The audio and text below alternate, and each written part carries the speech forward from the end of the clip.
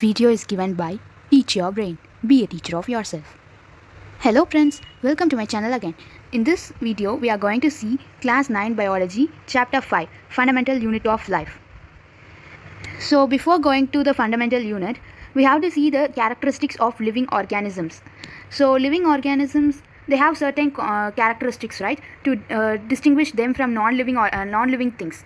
So the characteristics are respiration, that is our respiring, and respond to stimuli, our response to the surroundings, then our growth, our movement, and excretion, and our lifespan.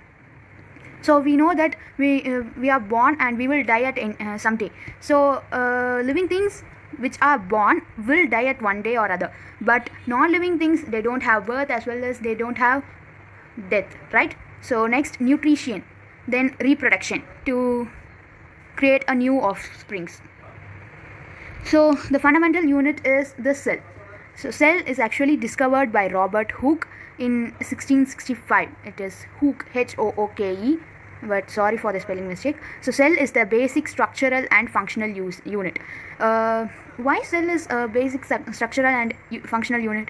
So it is because we all living things are made up of cell, right? The cell, that small cell, gives structure to our body, and that cell only helps us to do our basic functions. Okay, so the first point is all living things are made up of cell, and this cell helps them to give structure and helps them to do their basic functions. Okay, so next is the important discoveries given in this chapter. So they are, first is 1665, because of Robert Hooke, who discovered the cells. This whole chapter is given for you. So 1665, Robert Hooke, he discovered cells from the tree. Okay, so it was with a primitive microscope. It was not a well improved or improved, but it's just old microscope. And in 1674, Leeuwenhoek, he discovered the free living cells from pond. Okay, so it was with a improved microscope. Okay, and in 1831, with well improved microscope, Robert Brown discovered the nucleus of cell. Okay, then in 1839, Purkinje, he discovered the protoplasm, that is, it consists of cytoplasm. He termed it as protoplasm. And in 1838 and 39, Skeldon and Swan, they both discovered cell theory. And in 1855, Virchow expanded the cell theory. Okay, the next is based on number of cells. So based on number of cells, there are two types of organisms.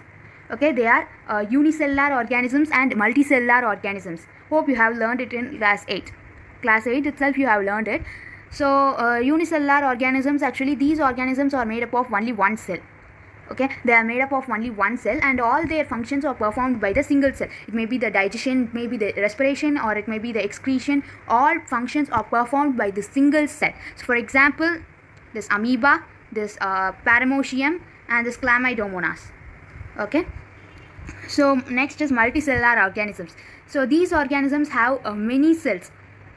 Okay, whereas unicellular animals are having only one cell, multicellular organisms are made up of more cells. Okay, so here there is a division of labor. So there are certain cells which functions for certain functions.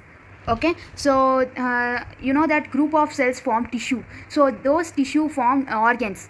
So there are certain organs that can do certain functions. So these are known as multicellular organisms, and examples are fungi, plants, and animals. So now, components of cell. So first, when we go to the cell, there will be certain components in the cell. So while we see that, the first we are going to take this plant cell. So in the plant cell, they have cell wall. So you can see in this picture, there is a double membrane, right, double layer. So the first layer is actually known as cell wall, and the second layer is cell membrane. Okay, so this spherical shaped is known as nucleus, and the yellow color space behind these small things, it is known as cytoplasm. Okay, and other than these materials, they are known as cell organelles. Okay, so cell organelles are nothing but those are membrane bound or membrane bound organelles present in the cytoplasm. So unless cell wall and cell membrane, all those inside the cell are present in the cytoplasm. Okay, so in animal cell, cell wall is absent, only cell membrane is present. Okay, so cell membrane, and then this brownish or some color, this background is actually cytoplasm, and this round spherical is nucleus, and all others are cell organelles. Okay, so now cell membrane. So cell membrane is the outermost layer of animal cell, but not in plant cell, because in plant cell the outermost layer is cell wall. Okay, so so cell membrane also known as plasma membrane and selectively permeable membrane. So why it is known as selectively permeable membrane means it decides whether should it allow certain materials inside the cell or it should allow certain materials outside the cell. Okay, so it only decides to allow the materials inside or outside. Okay, so this process is done by diffusion. Okay, so because of its function, it is known as selectively permeable membrane, and this is what the cell membrane looks like. Okay, this structure, this is not in your 9th standard, you will be studying this in 11th. So so cell membrane, it prevents the movement of other than nutrients. Okay, so it is known as selectively permeable membrane. So now diffusion. So diffusion is actually a movement of air or substance, either air or any other substance, from a region of high concentration to a region of low concentration.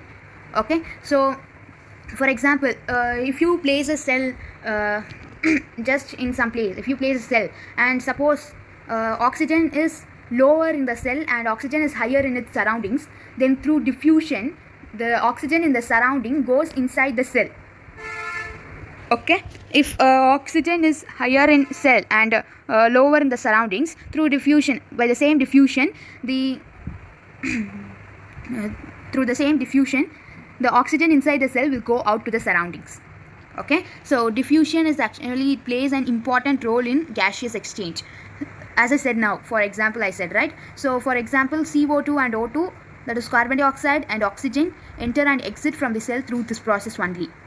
Okay, for example, they have given here you can see that solute is high concentration. When they have put like this solute has high concentration than the solvent. So after diffusion it looks like this is evenly spread. Okay, evenly distributed. Okay, so next, osmosis. So how diffusion is for air and other substance, osmosis is for water molecules. Okay, so osmosis is for the water molecules.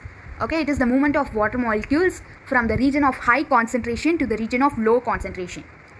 Okay, so if we put an animal cell or plant cell into a solution, take for example, if you have an animal cell or plant cell, you are placing it in a solution of sugar or salt solution, sugar solution or salt solution. If you are placing like that, then these the solutions would become the following. So first is hypertonic solution, isotonic solution and hypertonic solution. Okay, in this first hypertonic solution is actually the water is higher in surroundings. Okay, cell has low water and the surrounding has higher water, then cell gains water. Okay, through osmosis cell gains water and it swells up. Okay, so it gains water and swells up. As animal cell do not contain cell wall, it could burst also. The cell could burst also, but plant cell won't get burst. Okay, I will tell that later about that. And isotonic solution. In isotonic solution, water is equal in the both side. So in the cell also same amount of water, and in the surroundings also same amount of water. The cell remains in the same size. So it won't gain water or it won't lose water. Okay, next is hypertonic solution. When we see about hypertonic solution, water is low in surrounding. The water is high in the cell and it is low in the surrounding. So the cell loses water. Okay, it loses water and it starts to shrink. Okay, so here you can see. So in this animal cell, here in hypertonic solution, it gets water. Okay, it gains water and it gets ruptured, that is it gets broken or damaged. Okay, in isotonic solution same amount, so it is normal. Okay, and in hypertonic solution it gets shrinked. Okay, and here in hypotonic solution, plant cell in hypotonic solution it won't break because cell wall is there. Because of the presence of cell wall it won't break. Okay, so it would be normal mostly. And in isotonic also it will be normal. And in hypertonic it gets shrinked, that is it gets plasmolized, given there, plasmolized. Okay, so next is plasma membrane. What are plasma membrane made up of? So it is actually made up of organic molecules, that is proteins and lipids. Okay, and this layer is very flexible layer, so that it could get ruptured easily. Okay, you have saw, right? Then what is endocytosis? So actually endocytosis is the process. So I have said that plasma membrane is flexible, right? So in amoeba, the flexibility of the cell membrane, it enables the cell to engulf the food. Okay, from its external environment, it enables the cell membrane, it enables the cell to engulf in food. Okay, and other materials. So the example is amoeba. Okay, so now we are going to see cell wall. So cell wall is actually the outermost covering of plant cell. So rigid is actually, it means strong. So cell wall is the strong outermost covering of plant cell. It is not present in animal cell. So cell wall is mainly composed of cellulose. Okay, cell wall is mainly composed of cellulose, and it is the non-living part of cell. Okay, it is the non-living part of cell, and cellulose is actually a complex substance. It is present in the plants and it gives structural strength. Okay, cellulose is present in the plants and it gives structural strength. So other than humans, animals like cow, it has the power to eat that cellulose containing plants. Okay, but we humans can't eat that. Okay, it is a complex substance, so we can't eat that, but cows can eat that. Okay, so now as I've said, right, plasmolized cell. So actually plasmolysis. So in hypertonic solution, when it loses water, when a cell loses water, then there will be a shrinkage. Okay, there will be a shrinkage in this of the center of the cell. So away from cell wall, the cell would shrinks or contradicts. Okay, away from the cell wall to the center of the cell. This is actually known as plasmolysis. So for example, they have given rhizins. Okay, so in this plasmolized cell, you can see water is it is giving away water and it gets shrinked. Okay, it is getting shrinked towards the center of the cell, and the cell wall stands like this. Okay, so this is cytoplasm. Here it is giving off water, and this membrane, white colored layer, is actually plasma membrane. Okay, so cell wall is actually permits the cells of plants, fungi and bacteria to withstand. So in hypertonic, okay, hypertonic, it gets shrinked away, but in hypotonic it won't burst. It won't burst like animal cell would burst, right? By gaining water it would burst, but in hypotonic plant cell it won't burst at all. Okay, so cell takes up water and gives pressure against cell wall to break, but the cell wall exerts the equal amount of pressure. Okay, so because of the cell wall, those cells can withstand, okay, than animal cells. Thus in hypertonic solution also these plant cell can withstand, but the animal cells would break. Okay, now we are going to see the central part of this cell. This is nucleus. Okay, nucleus is actually the brain of the cell. It is known as the brain of the cell because it controls the activities of cells. Okay, it controls the activities of cell and the organelles in the cell, and it is the main that is important organelle in eukaryotic cell. You will see the difference between eukaryotic and prokaryotic organisms, but it is the main organelle, important organelle in eukaryotic cell. So the components of nucleus are, first, this nuclear membrane. Okay, this nuclear membrane and the nuclear pores. Okay, these pores, the nuclear pores, and nucleolus, the central spherical material, and the nuclear plasm. just like cytoplasm, present between these nucleolus and nuclear membrane, and the chromosomes.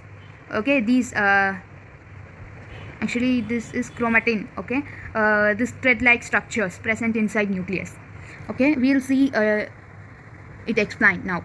So nuclear membrane is actually a double layered covering of nucleus. Okay, it contains pores. Okay, nuclear membrane has spores. So these pores are known as nuclear pores, and it helps in the transfer of materials from inside to outside of the cell, that is outside of the nucleus, that is cytoplasm. Okay, inside the nuclear plasm to cytoplasm. Okay, and the third one is nucleolus. Actually, nucleolus is a small spherical body present inside nucleus. Okay, and next one is nuclear plasm. So that is the fluid like or jelly like substance. Okay, it is present between the nucleolus and nuclear membrane. Okay, and next is chromosomes. Actually, chromosomes are rod shaped structures. Okay, they are visible only during cell division, and during cell division they are visible like rod shaped structures. Okay, it contains information for inheritance, that is such as gene. So actually functional segments of DNA.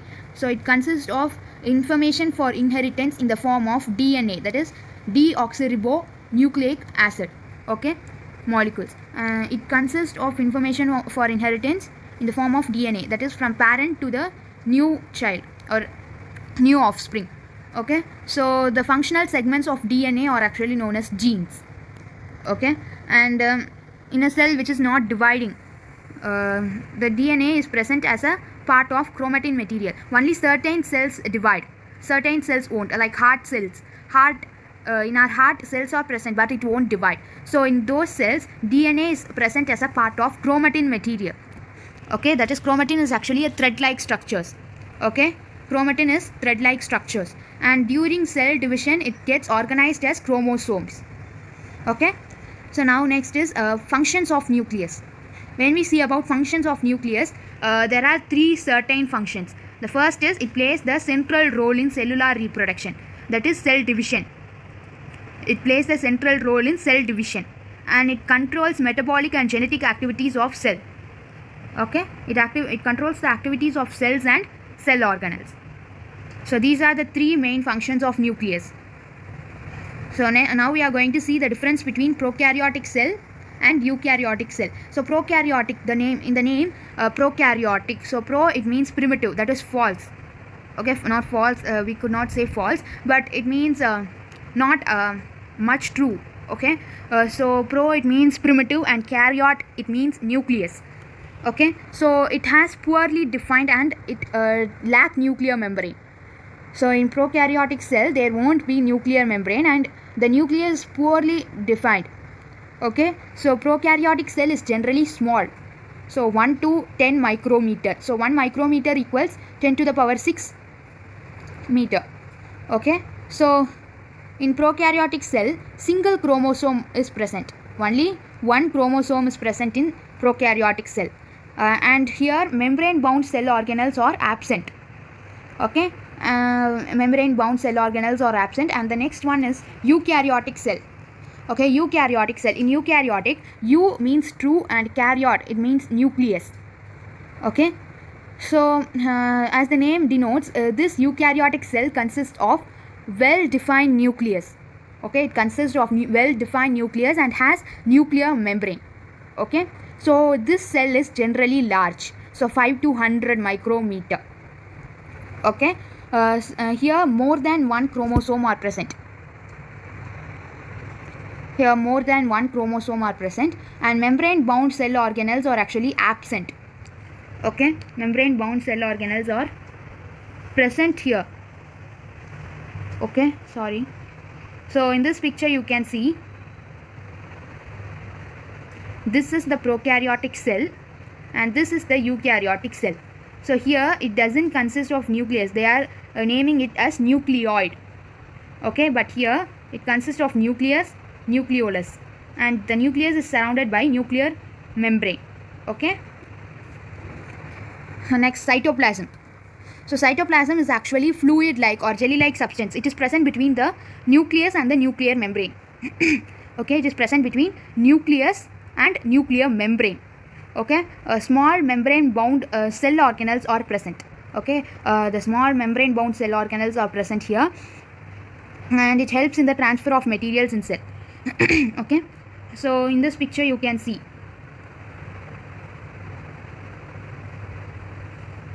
sorry, in this picture, this gray color, the background is cytoplasm, and these are small organelles. Okay, these are small organelles present in that cytoplasm. Okay, now we are going to see the central part of this cell, this nucleus. Okay, nucleus is actually the brain of the cell. It is known as the brain of the cell because it controls the activities of cells. Okay, it controls the activities of cell and the organelles in the cell, and it is the main that is important organelle in eukaryotic cell. We will see the difference between eukaryotic and prokaryotic organisms, but it is the main organelle, important organelle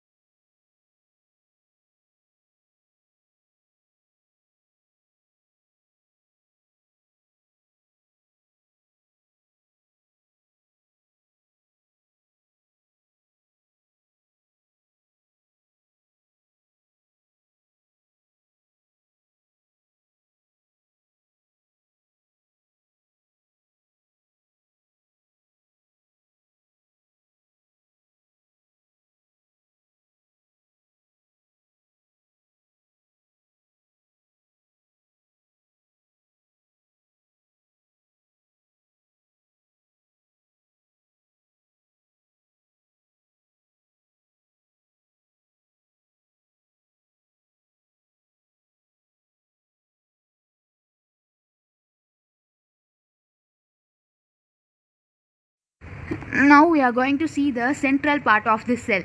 This is nucleus. Okay, nucleus is actually the brain of the cell. It is known as the brain of the cell because it controls the activities of cells. Okay, it controls the activities of cell and the organelles in the cell, and it is the main that is important organelle in eukaryotic cell. We will see the difference between eukaryotic and prokaryotic organisms, but it is the main organelle, important organelle.